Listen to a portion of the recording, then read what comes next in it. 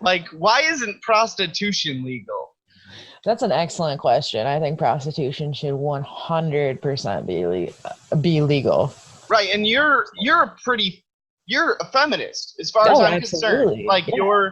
you're empowered, you're independent, you're very aware of the things that could suppress the sort of any sort of female empowerment, right?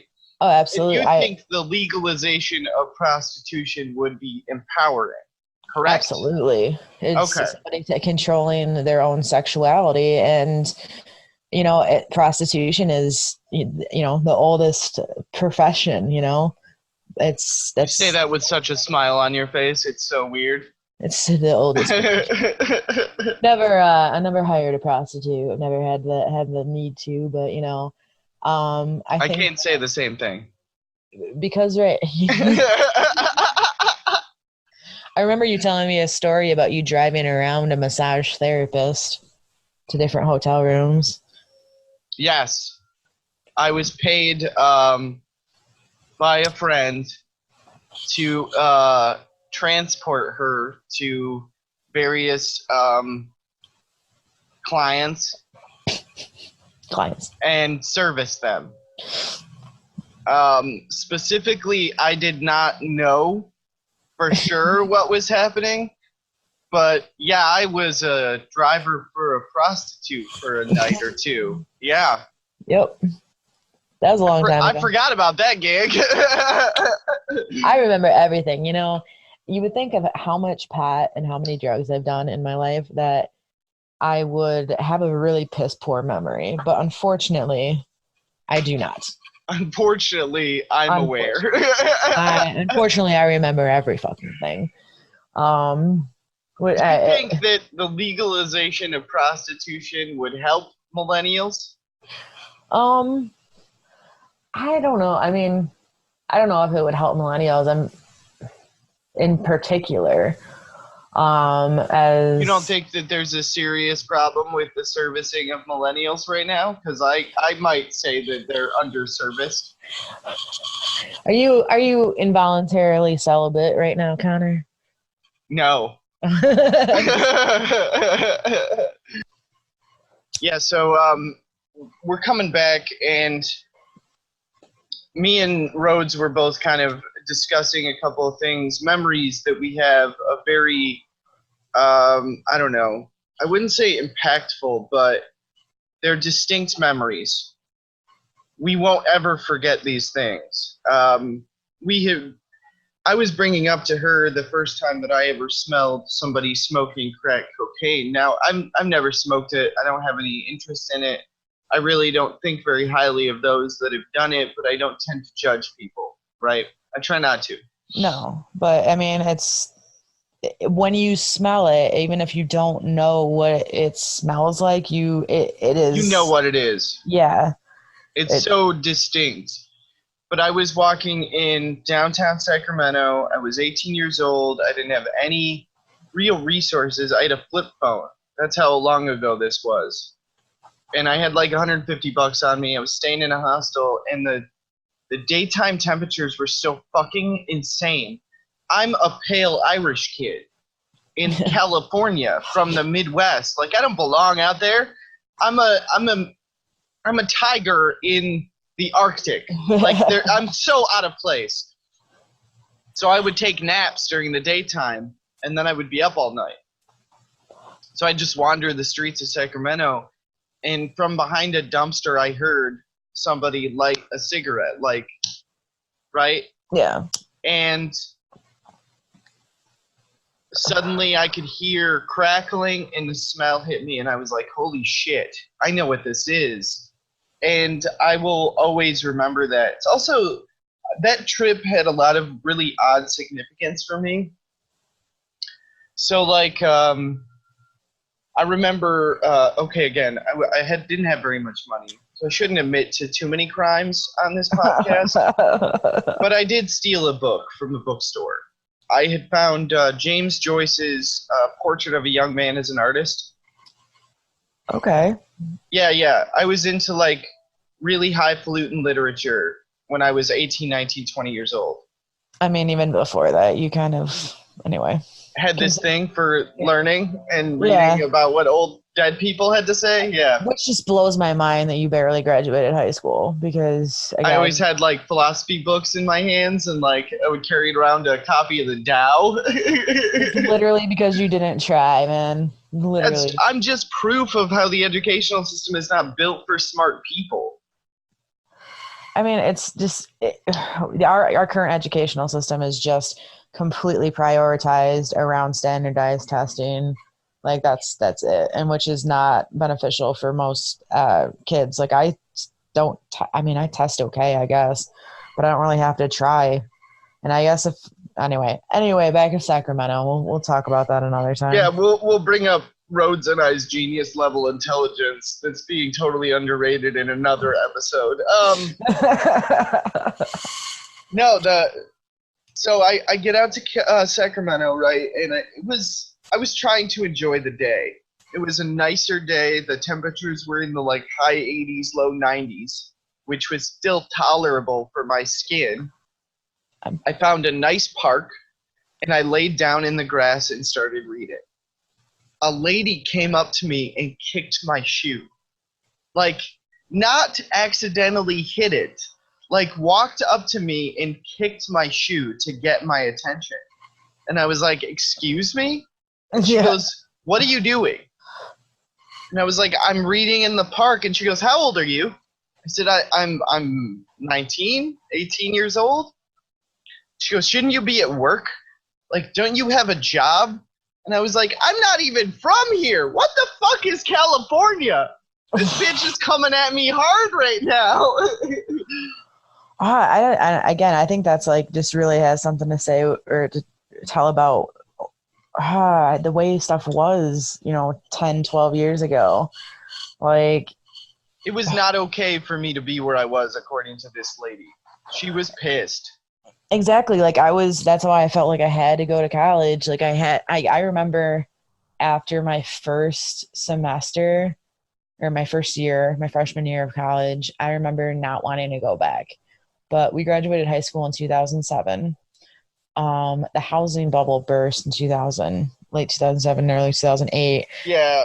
There was really no choice. Like at that point, there was people that, had been working for, big auto industry factory jobs for 20 plus years in management positions that were working at Taco Bell. Like there was literally no employment. That summer, I collected bottles with Fred. Fred and I went and turned in the maximum amount of bottles at different stores just to get gas money and like a little bit of food money for the summer. There was I had no choice but to go back to school and no choice but to take out loans to do such. Like I did really wild things between the years of 2007 and 2011. Trip to Sacramento, like the summer after we graduated, summer of 2007. The following summer, I was in and out of Chicago a ton because I had gone to Mott Community College in Flint at like January of 2008 is when I started that semester, and as soon as I got my disbursement loan amount, like the refund, like, hey, this school doesn't want this much money, but you took out this much, so you're gonna get X amount back. So I got like $1,500 and immediately went to Chicago. Yeah. It was the middle of the semester. I'm on spring break, and I was like, yep, going to Chicago. And when I got back, I quit school. And I met a really cool girl in Chicago, and it just gave me a reason to keep going back and forth. So I spent like 4 months going back and forth to Chicago, making friends, doing weird stuff, listening to good music. I wasn't really smoking a lot of weed at that point, and I definitely had not tried any hallucinogens, although the people I was hanging out with definitely were. The first time I ever got hustled by a homeless person, I was in Chicago that year. What do you mean hustled? Like I walked up to him. I was just walking down the street, and this guy's holding newspapers. like a stack of them, just standing there. He doesn't look like a mail carrier, so something's up. And he goes, hey, man, you want to buy a newspaper? I said, no. And he goes, well, is there any other way you can help me out? And I was like, what are you talking about? What do you need help with? Because I'm from the Midwest. Like, cut to the chase. Yeah. Be straight with me. Yeah, he's like, I could use a couple bucks. And I was like, I got $2 I could give you. And I opened my wallet, and he's like, oh, you got way more in there, man. Come on, help me out. That's what I mean by hustled. Oh, dude.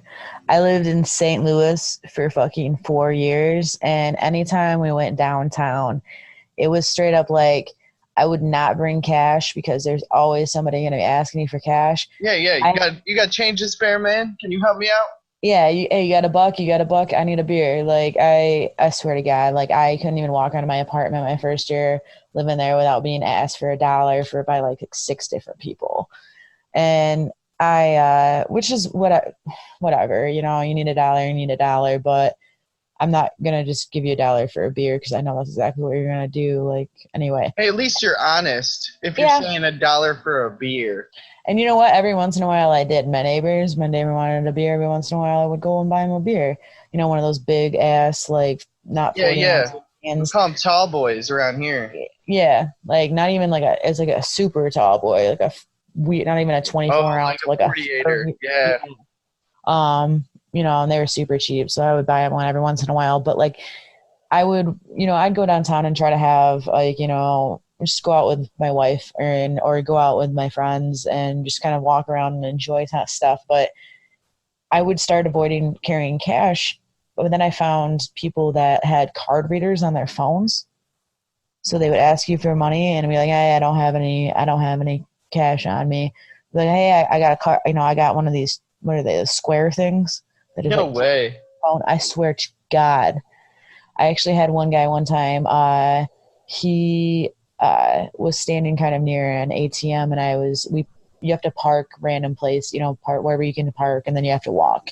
And I was walking to the bar with my buddy, and this guy stopped us and asked us for money, and we didn't have any cash. He's like, well, there's an ATM right here. He stood outside. Got some balls right there. Right? Like, he stood outside the ATM trying to get money from people. And yeah, I'm like, I mean, shit, I wonder if it ever worked. Like, and my buddy played it off cool. He's like, nah, I don't have like a debit card. I just have my credit card on me. I can't just take money off. I mean, you can, but that's like a cash advance, and that's stupid. And the rate on those is ridiculous or something, right? Exactly. Like, it's like 14% when you pull money off a credit card. Oh, it could be even higher than that. I'm sure it's outrageous. I don't know. I ain't never had a credit card, so I'm not gonna pretend I know about the fucking goddamn rates. Dude, I hate having credit cards. It's just a pain in the ass. I'll take a couple off your hands. I'm sure some folks out there listening can certainly use a couple. I mean, I'm literally just getting my credit back to where it should be. Like, my goal is for my credit this year to look like the beginning of the Millennium Force. Just like it was headed up, but now we're just going to take it. We're just going to go to that like 90-degree angle drop. Oh my God. Yeah. Yep. I want to see if I can get it below 300. That's really the goal that I'm aiming for. That's quite a hefty goal there, man. Yeah, let's see if I can get my credit score to be twice my weight. 320. That's what. Oh, man. That's the goal credit score for you. Yep. Mine's quite a bit higher than that because I'm trying to buy a house, but you know. No, I'm hoping I can get to a point where like I'm not even allowed to go to China.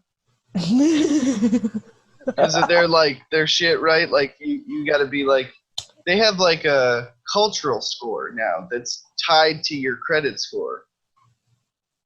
Yeah, like, and people look at pull your credit score for like jobs and stuff. Yeah. Yeah, and like to get married. Yeah. My daughter's mother straight up said that to me before she was born. I'm not going to marry you until your credit's better. Oh, I definitely believe that. I was like, God damn, like, what the fuck? Nobody told me when I was in junior high watching Boy Meets World that, like, Topanga took a look at Corey's books. Right? Oh my God. Took a look at the numbers and was like, oh, your income to export ratio is good, good. I said, no embargoes? All right, that's good. No leaves? Okay, awesome. All right, fair trade policy is underway. I mean, I got to be honest with you. My wife pulled my credit report before we got married. I mean, and it is all about, unfortunately, playing that game. And because we both went to college and she went and, for her master's and PhD, we both have student loans. And that's always like a downside whenever you're looking to buy something Student new. loans is the new rite of passage for millennials. You're not an adult until you've got some student loans. It's insanity that I was talked into thinking that, taking out these loans is going to be so much beneficial for myself in the future, when there's people that have been paying on their student loans for their entire life and still almost the same amount. Like me, I paid, like, I think almost 10 grand towards my student loans last year, and I didn't even make a dent in what I actually owe, because the federal borrower or the federal is at 5.5%. Like I could renegotiate with a private company for a lower rate, but I unfortunately am an optimist, and my hope is that we will have student loan reform in the future where the rates will drop. If you have all my loans are federal. I don't have any private loans, and neither does my wife. And so my hope is that we will have, as we get millennials into office like AOC, and we really start to have people in power that have these real issues that, the common person. Relevant issues that happening to them also. AOC's been vocal about the fact that she's got student loans she's trying to pay off. Exactly. Like, I mean, she was vocal about how she couldn't get an apartment in Washington because she was, right after she got elected. Like, a lot of people, like, that's one of the first things they do. They get elected. They go and, start looking for. Yeah. She couldn't do that. She couldn't do that until she started getting congressional pay, because she couldn't afford it. And that's real. I mean, that's real life. That's a real. I mean, that's a real person to me. And I'm really glad that we have people like her and others in government right now speaking out about this, is because it is a real issue. Right now, student loans is a very big issue because we are the people that are supposed to be buying houses right now. We are the people that are supposed to be, getting pretty settled in our careers and starting families, and instead we are still living with our parents. Because I live with a relative.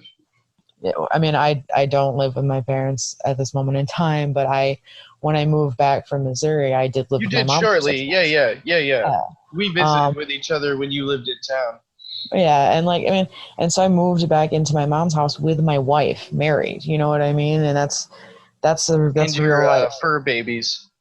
My 3 little fur babies that 2 of them are passed out right next to me at this current moment in time. We spoke briefly on homeless people. I want to come back to that. What do you do? What do you do now as an adult? You're 30 years old. You will be if you aren't already. What do you do when a homeless person walks up to you on the street and is like, hey, I need money. Give me money. Maybe not like that exactly, but like that's what they're all saying. Yeah. No, I mean, I'll be honest with you, probably like 7 times out of 10, I do give them like $1 or $2. You know what I mean? I don't. Really? I say that it's inverse. About 30% of the time, I won't give them money. What I will do, instead of saying I can't help you, is I will buy them a meal. But they have to do something for me to earn the meal. Okay. And I don't mean like hard labor, like mow my lawn or give me a fucking blowjob. What I mean is I want to hear about how they became homeless. I want their story. I told a dude the last time this happened was in Ann Arbor, Michigan. and I was in front of a Chipotle, which I don't fucking go to Chipotle because I'm trying not to be as a millennial as possible. Chipotle is pretty fucking millennial when you think about it. I prefer Qdoba myself. But... I'm a Qdoba person. Yeah, like I totally prefer Qdoba. I got a Qdoba gang. They know me down at my local Qdoba. They knew me at my local one in St. Louis, but I currently unfortunately cannot eat that much Qdoba because of reasons my doctor says. Anyway, continue. Yeah. Awesome. Stuff you got to worry about at 30. Fuck. Cool. Great. I'm there. So as soon as I get healthcare, my doctor will be yelling at me about where I should not be eating. Yay, millennials. Hey, I have healthcare because my wife has a good job. That's, I am definitely, I supported her through grad school. And now I'm getting my payback for the last 6 months.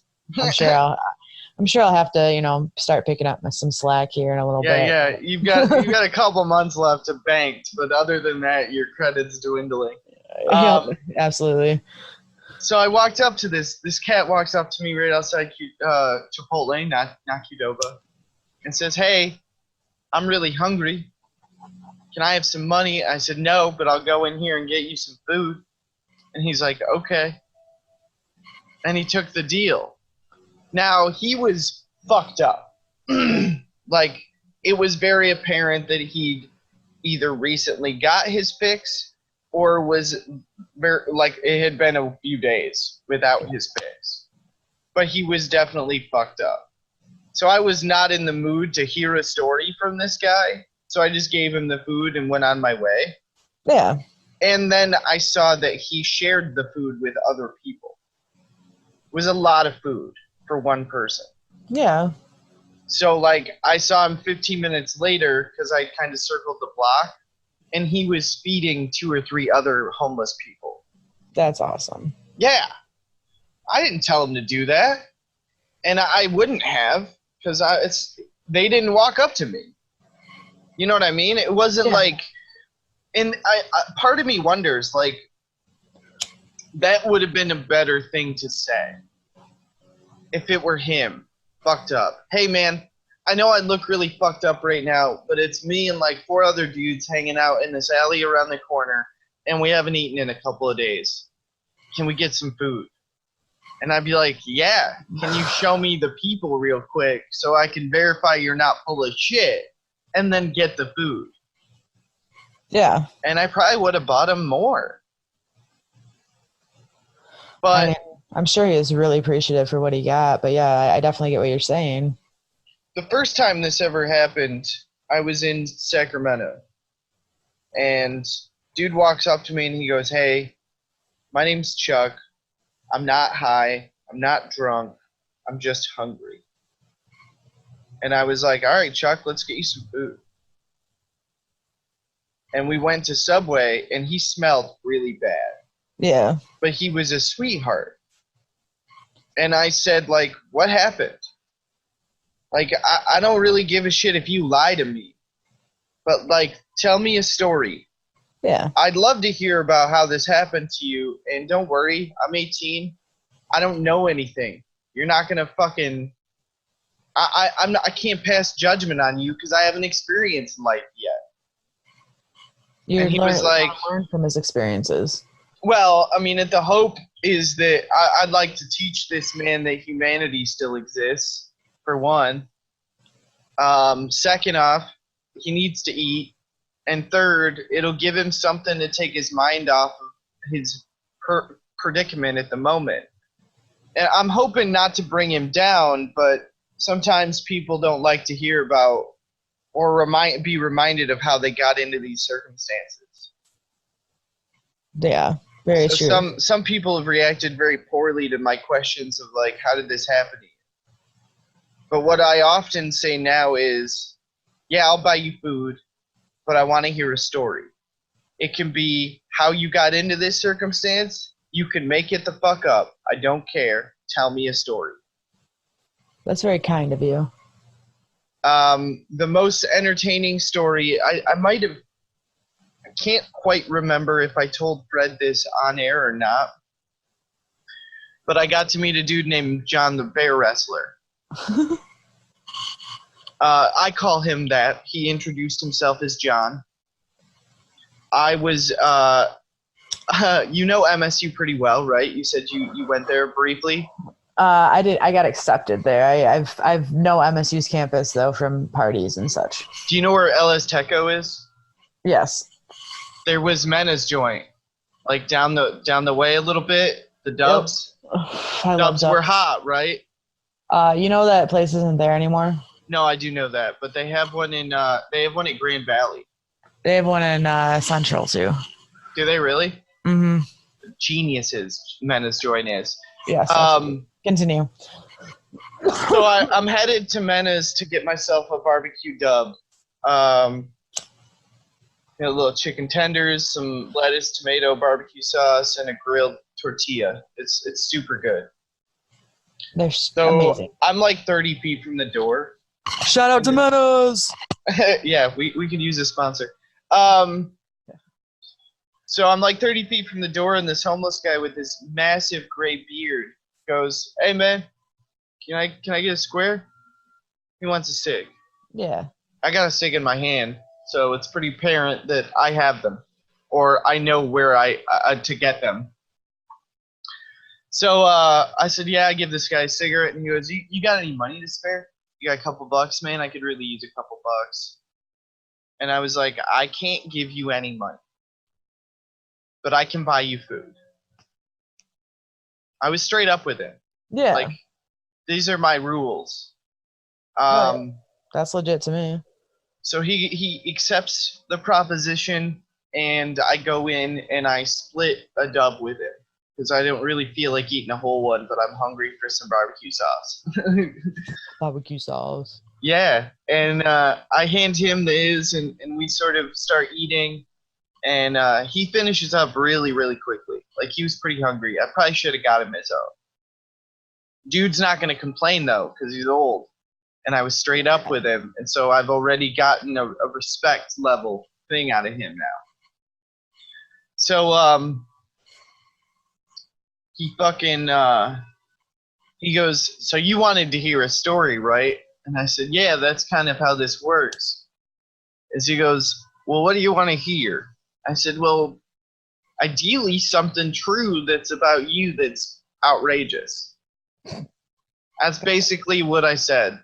And I know that sounds fucked, but frankly, like, where else are you gonna hear some outrageous shit from a homeless dude who spent some time, and he's like 3 blocks from MSU's campus? Like, he's got to have some stories. I'm assuming he probably wants to talk to somebody too, because most people avoid homeless people like they For sure. And I'm a habitual cigarette smoker, so luckily my nose doesn't quite work like it used to, so I can tolerate the smell pretty well. I know, it's fucked, but it's true. So I said, "Yeah, let's hear your story, John." He'd introduced himself at this point. His name was John. And I said, what do you do for money?" And he goes, "Oh, there's a story." I said, "What?" And he goes, I get a call every once in a while. And yeah, I got a cell phone. I keep minutes on it specifically for this one guy to get a hold of me because he makes me the most money. I make money here and there, like I can't remember what it's called when you got the cup out on the street. Oh, panhandling? Yeah, I make some money here and there panhandling. But for the most part, this guy is my main source of income. And I was like, okay. He's like, he lives in and around Mount Pleasant, and he pays me $500 a weekend to wrestle a baby bear. And I was like, what? Are you fucking kidding me? He wouldn't tell me exactly where, and frankly, I didn't want to fucking know. Like, the last thing I need to be is caught up in some fucking bear wrestling racket out in Mount Pleasant, Michigan. Bear wrestling gambling racket. Yeah. Like, I got the big money on the furry one and not the bear. So he said, I thought he was full of shit. Like, I thought for sure this dude was like going for the part of my deal that says you can make up a story. Yeah. He lifted up the back of his shirt, and there were scars. Like, good size, finger wide scratch marks that look like the kind of shit you see in a movie. Damn. From like a tiger. And I was like, bro! And he goes, yeah, I probably wrestled this baby bear. Well, it's not always the same bear, right? Because the bears get old. And I was like, yeah. And he's like, I wrestled these bears probably 6 or 7 years now. And I was like, do you always win? And he's like, I very rarely win. It's like, oh shit, you be getting fucked up by some bears, bro. Dude, I want to fuck with him though. I mean, he's the last fight he had was with a bear. Mm-hmm. You ain't fuck. I would not fuck with him. Yeah, Broken Rumble for sure. And I bought him a sandwich, so I was already on his good side. But at the same time, I'm like in my head, I'm like, I got John. If anything goes bad on the street, I'm just gonna call the bear wrestler. Right. Shit. But like in my head, ever since then, there's a part of me that's like, the world is wild.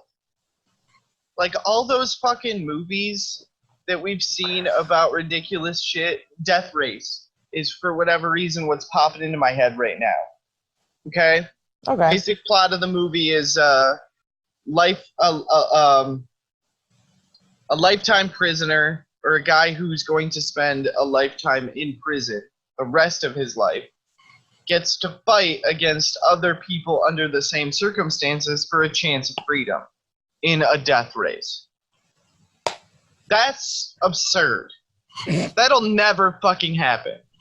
It would have to be a dystopian reality in fucking Russia for Hunger us to Games ever. Like that's straight up. Some straight up cannibalized shit is way more likely to happen than death race. Yeah. But the world is absurd. Like there is a bear wrestling man that I have met. Yeah. That's crazy. That sounds made up. Yeah, it does. The kind of shit a 6-year-old would say, not like adult made up, where it's got a tinge of believability, but it's exaggerated. No. On weekends. This is some straight up Harry Potter shit. Like, that's what I mean. It's ridiculous. He's not the first homeless person that I met like that, though. And I've met prostitutes on the street. I've never taken advantage of their services in that regard. But like, I always thought it was really funny because the way that they ask, like, hey, honey, you want to have a good time? I'm like, who doesn't want to have a good time? That's such a really stupid way to ask that. But it's illegal to walk up to someone and say, hey, do you want to pay me for sex?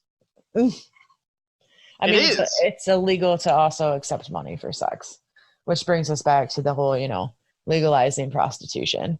Right, but like, okay, what is money for sex?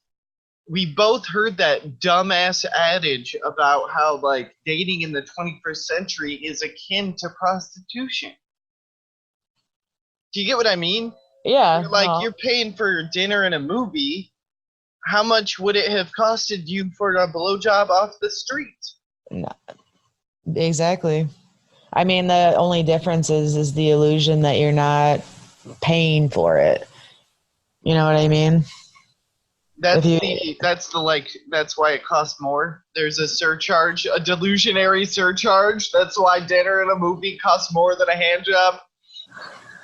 I mean, yeah, you wanna make it seem, or sometimes what? I mean, it should be the other person's idea, but whatever. I mean, what do you mean? It's all about the way it goes down, right? The way that dating happens, the way that the absurdity of it like unfolds. And I am so glad that I'm married because, like, dude, I do not envy you. No, I try to trade, to be honest with you. I genuinely, it doesn't sound very good coming out of my mouth right now, No, it doesn't. but I try to trade off purchasing meals with somebody that I'm seeing. Oh, because that definitely, yeah, no, that did not where I thought that was going. Right. It definitely didn't sound that way, and I realized that as I was saying. Yeah, no, I'm trading like computer parts for hand jobs now. It's a really lucrative service on both accounts. He has so much RAM right now. It's ridiculous. No. No, for sure. That's appropriate, especially if two people are working. Like, you know what I mean? Like, You're a it's feminist, so you're agreeing that the empowerment part of that is okay. The independence part of that is for a female. yeah. I mean, I get why it's definitely. Some women are like, well, yeah, definitely, he should pay for it. But I mean, he deserves to be treated as well. You know what I mean? If you're talking about a standard heterosexual relationship, you deserve to treat each other. You know what I mean? Like, it's nice to do nice things for each other and not just a one-sided situation, which it seems like stereotypically in the past, that's where it's supposed to be. Right. How many times did Topanga take Corey out? Exactly. I need to know. I want to know. God damn it, tell me. I don't know. That's the problem. I can't tell you. I like how demanding you are about it though. Like, fucking tell me. No. All right, Rhodes. I gotta hear your hobo tale. You had a hobo tale? I do have a hobo tail. So this is still attached. Did you get the surgery? I did get the surgery. It is detached, and you can barely see the scar. So shallow house shit where he's got the nub. little that wags. That reminds me of my corgi. I have a corgi, and he has a little nubbin, and when he gets really excited, like it just wags. But anyway, it's not a nubbin. A nubbin is a third nipple, according to friends. Correct. I mean, I shouldn't. I'm sure Urban Dictionary would agree with you on that as well. You told me it was a nubbin. What did you think a nubbin was? I can love that show. Go ahead. Yeah. You had a hobo tale. Oh yes. So I had gone through a series of like bad breakups at one point in time, and this is, you know, we are the generation of dating online, and I did do my share of that in my early 20s. And obviously this is not Tinder or anything, no apps on your phone. We still had flip phones. Yep. This was going online and making dating profiles. And I started talking to this girl that went to the same university as myself, and it was Christmas break. Well, I talked Fred. Poor Fred, man. He is such a good sport. I talked him into doing so many things that he should not want to talk to me ever again for. But anyway, Fred drove me to the mall to meet up with this girl. He brought his girlfriend. We walked around. We're having a good time, and Fred was ready to go. Well, the thing was, I wasn't ready to go. And I also didn't have anything on me. So except for whatever cash I had, and I told Fred to leave me. So Fred and his girlfriend went home. I am now 2 hours away from my house on Christmas break from college, 2.5 hours away from my apartment and at college. And well, I ended up going home with this girl, except it wasn't, you know, she's like 18, so it wasn't her home. It was her friend's home whose parents were also home, and I had to get like snuck in. It was a super awkward experience. Anyway, I ended up hooking up with this girl, and I have no way to get home. She has to work now in the morning. It goes late into the day. The girl you hooked up with had to work? Yeah, so she drops me off at a McDonald's, and I say, it's fine, it's kind of near. where one of my friends is, and I'll just try to get a hold of them. Mm-hmm. So I ended up posting up at this McDonald's for about 7 hours, and I did get up. I did buy stuff. I did purchase things, and You the hobo person in this tale you're telling? I am the hobo person in this tale, I'm telling. So there was a strip mall nearby, and after I had spent a few hours at McDonald's texting people, everybody was several hours away, and I needed somebody to pick me up, except for a couple of friends that I had that were home in Detroit. I was in Detroit at the time, and I couldn't get a hold of anybody anywhere near me. The closest person I could get a hold of was about 2.5 hours away, and they were working as well. So I really, really needed some new clothes. I luckily had a credit card that worked at the time on me. And so I walked to the strip mall and I bought new clothes because I was not expecting to spend the night. I was not expecting. You were gross now. I was very gross, dude. I was just the activities from the day and night before. I was gross. It was this bad. Unshowered, post-sex gross. It's gross. So I ended up going and getting clothes. I bought stuff at different stores and bought a cell phone charger. This is like one of the more expensive booty calls I had, and ended up going back to McDonald's and changing in the bathroom into the new clothes that I had bought, ordering more food, and then finding a seat near an outlet and continue my texting frenzy. Did you throw the old clothes away? No, I carried them around in the plastic bag. So, oh my god, that's hilarious! Because I spent 5 minutes in the bathroom contemplating, like, okay, do I throw the clothes away, or do I look like a crazy person holding them with me for the next however long? Oh, I was definitely that crazy person. I mean, I broke out the cell phone charger and like ripped it open and like while I was sitting there, and I definitely I had a bag, I had a plastic bag that I had bought the new clothes in that I'd gotten when I bought the new clothes. I put my old clothes in, and I had it sitting between my legs, and I was just in the corner texting away for a few more hours, and I eventually did get somebody to come pick me up.